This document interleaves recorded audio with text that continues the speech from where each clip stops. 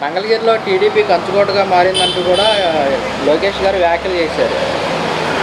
కంచుకోటగా మారిందా? కంచుకోట లేకపోతే రేపు చిరంజీవి చేతిలో నువ్వు ఏమైపోతావు నువ్వు అర్థం చేసుకో బాబు.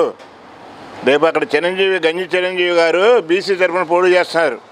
చేనేత కార్మికులు అయ్యా, వాళ్ళ వర్గం అక్కడ ఎంత ఉంది, వీళ్ళ వర్గం ఎంత ఉంది. కంచుకోట, టీడీపీ కంచుకోట. ఇవన్నీ సినిమాలో కంచుకోట సినిమా ఇప్పుడు చూసామయ్యా మేము. ఆ సినిమా వచ్చినట్టు లేదు. అలాగే ఇతను కూడా గెలిచేది లేదు, పెట్టేది లేదు, అంతే జరిగేది. అర్థమైందా? కాబట్టి వీళ్ళు ఎన్ని వేషాలు వేసినట్టు నేను చెప్తున్నాను కదా. రాబోయేది మాత్రం మీకు ఓట్లు ఎక్కడ ఉన్నాయి? ఏ సామాజిక వర్గం ఉంది మీకు చెప్పండి. మీ తప్పితే మీలో కూడా లేరు. మీ సామాజిక వర్గంలో కూడా అందరూ మీకు వేస్తారు నమ్మకం అక్కడ మీరు. అర్థమైందా? వాళ్ళు కూడా వాళ్ళ అందులో ఉన్న పేద పిల్లలు కూడా వాళ్ళు బ్రహ్మాండంగా లబ్ధి పొందుతున్నారు. అలాగే చంద్రబాబు కూడా చెప్తున్నా, మీ సామాజిక వర్గం నీకు ఓటేయదు. అలాగే పవన్ కళ్యాణ్ చెప్తున్నా, అనుభవంతో చెప్తున్నా నేను. పవన్ కళ్యాణ్ మీ సామాజిక వర్గం నీకు ఓటేయరు. నువ్వు అనుకున్నావేమో నీ కాపు నేస్తాం, మహిళలకు కాపు నేస్తం ఇస్తున్నాడు. నీకు ఏమైనా ఉంటే 16, 18, 22 వయసులోపు నీ వెనకాల తిరిగేది. వాళ్ళకు ఓట్లు ఉండేవాళ్ళు కూడా తెలియదు. అబోవ్ 30 అబోవ్ వాళ్ళు ఎవరు కూడా నీ సామాజిక వర్గం నీకు ఓటు వేయరు. నమ్ముకో మాకు, నమ్ముకొని నువ్వు నష్టపో మాకు. ఇదే నేను చెప్పేది. అర్థమైందా? అధికారంలోకి రాగానే మంగళగిరి వైపు చూసేలాగా అభివృద్ధి చేస్తామంటూ లోకేష్ గారు వ్యాఖ్యలు చేశారు. వ్యాఖ్యలు ఎలా చూడొచ్చు అంటారు? మంగళగిరి చూడటం ఏంటి? టీడీపీ వచ్చేది ఎప్పుడు? మంగళగిరి వైపు చూడటం ఏంటి? ఎక్కడి నుంచి బెజవాడ నుంచి చూస్తాడేంటి మంగళగిరి వైపు? అంటే కృష్ణానది బ్యారేజ్ మీకు వచ్చాడు అంటే మంగళగిరి వైపు చూస్తే ఏం కనపడింది? అక్కడ ఆ కొండలో ఆ పొలాల్లో చెత్త తప్పితే మంగళగిరి అక్కడ కనపడింది. బెదరు కృష్ణాయలు గుంటూరులో ఉంటే మంగళగిరి కనపడింది. పానకాల స్వామి కనపడతాడు ముందు, మనకి మంగళగిరి కనపడదు. గుర్తుపెట్టుకోమను. అసలు తెలీదు వాడికి, పిచ్చి మాలోకం. పానకాల స్వామి గుడి కనపడుద్ది మనకి, మంగళగిరి కనపడదు. ఎంత దూరంలో ఉన్నా అది తెలుసుకోమని మాట్లాడమండి. మంగళగిరి ఏం చూస్తానంట మొత్తం పిచ్చి డైలాగులు మాట్లాడుతూ ఉంటారు. వీళ్ళు ఎవరు ఉండరు బెదరు. అరే బాబుకి దిక్కు లేకపోతే కొడుకు వెళ్తాడా? ఏం మాట్లాడండి? కుప్పంలో పోటీ చేయమండి. కుప్పంలో పని అయిపోయింది అతనిది. ఎలా మనం చూద్దాం అక్కడ?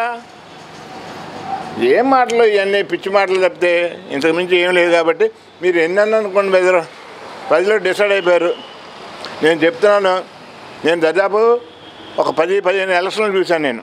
నా అనుభవంలో చెప్తున్నా. సైలెంట్ ఓటింగ్, అర్థమైందా బెదరు? సైలెంట్ ఓటింగ్ పడిపోద్ది. రేపు సైలెంట్ ఓటింగ్ పడిపోద్ది. ఆ రోజు కౌంటింగ్ రోజున బాక్సులు తెరుస్తుంటే అమ్మ అయ్యో ఇలా అయిపోయింది ఏంట్రా అని ఒకడు ఇళ్ళల్లో పడుకొని దుప్పటి కప్పుకొని లేకపోతే ఇక రకరకాల విన్యాసాలు చేసుకుంటారు తప్పితే అంతకుమించి ఏమీ చేయలేరు. ఈ జగన్మోహన్ రెడ్డిని ఎవరు వీళ్ళ వల్ల కాదు. అర్థమైందా?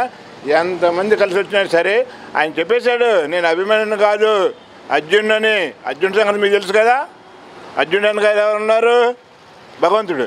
అలాగే జగన్ వెనకాల కూడా భగవంతుడు ఉన్నారు, ప్రజలు ఉన్నారు. అర్థమైందా బెదరు? కాబట్టి ఎవరు ఎంతమంది కలిసి వచ్చినా సరే ఎవరు ఏం చేయలేరు. 80 దేశాల ప్రజలు నాకు మద్దతుగా నిలిచారంటూ కూడా చంద్రబాబు నాయుడు వ్యాఖ్యలు చేశారండి. వ్యాఖ్యలు ఎలా చూడొచ్చు అంటారు? 80 దేశాలా? ఏ దేశాలు? 80 దేశాల ప్రజలు నాకు మద్దతుగా నిలిచారంటూ కూడా. ఎక్కడ 80 దేశాల ప్రజలు అంటే మీ వాళ్ళ?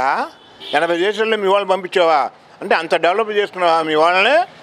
అంటే ఇక్కడ పేద ప్రజలను వదిలేసి మీ వాళ్ళని అలా 80 దేశాలకు పంపించేసి అక్కడ డెవలప్ చేసుకున్నామంటే నీ మనస్తత్వం ఏంటో జనాలకు అర్థమైపోతుందా చంద్రబాబు? ఇంక ఎందుకని నువ్వు మాట్లాడతావు? అంటే నీ వాళ్ళని నీ 80 దేశాల్లో పంపించేసి ప్రపంచంలో ఉన్నట్టుగా అక్కడ షోమేటాలు చేస్తావా? వాళ్ళు వచ్చి ఓటేయమని రేపు వాళ్ళు వచ్చి ఓటైతే నువ్వు గెలుతావులే, వాళ్ళని నమ్ముకో.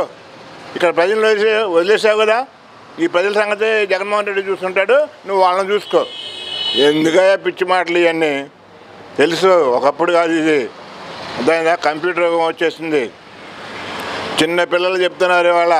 మీరు అనుకున్నారేమో వాళ్ళకి ఓట్లు లేవు, కానీ వాళ్ళకి ఓట్లు ఉంటే మీ భర్తను పట్టేవాళ్ళు. అర్థమైందా బెదరా? స్కూల్ పిల్లలకు ఓట్లు లేవు కాబట్టి సరిపోయింది. వాళ్ళకే కనుక ఓట్లు కన్నా ఉంటే మీ భర్త అట్టేట పట్టేవాళ్ళు కాదు, పారిపోయేవాళ్ళు. డిపాజిట్లు కూడా వచ్చాయి కదా ఎవరికి కూడా. అది గుర్తుపెట్టుకొని మాట్లాడండి. అర్థమైందా? అదే విషయం. నేను చేసిన పనులు గుర్తు చేసుకుంటున్నారు. అంతకంటే నాకేం కావాలంటూ కూడా చంద్రబాబు నాయుడు గారు సవాళ్ళు అయితే విసురుతున్నారు. ఏం చేసావా నువ్వు?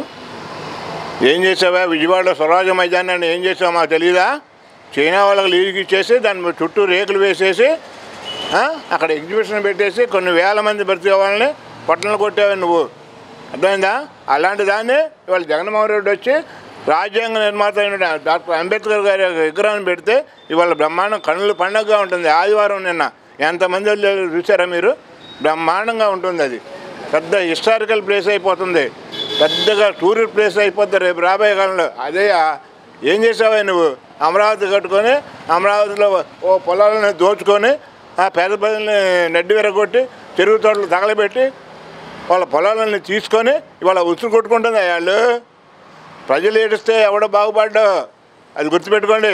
ఆ ఉసురు కొట్టుకుంటుంది మీకు. అందుకని మీ అబ్బాయి ఓడిపోయాడు మొన్న అక్కడ. ఇంకా తెలుసుకోకపోతే ఎలాగయ్యా? డబ్బు దోచుకున్న డబ్బు అలా ఉందయ్యా. ఆ డబ్బుతో కన్ను మిన్ను కనపట్లా. అర్థమైందా? కాబట్టి చంద్రబాబు నాయుడు కానీ లోకేష్ కానీ ఎంతమంది ఏమిటో రాత్రి లోకేష్ గారు కనపడ్డాడు, ఈ మధ్య కనపట్టలేదు. ఏమైపోయాడు అనుకున్నాం మేము. పొగాలు వచ్చింది, ఎక్కడ అమెరికాలో చేశారో అక్కడెక్కడ అనుకున్నాం.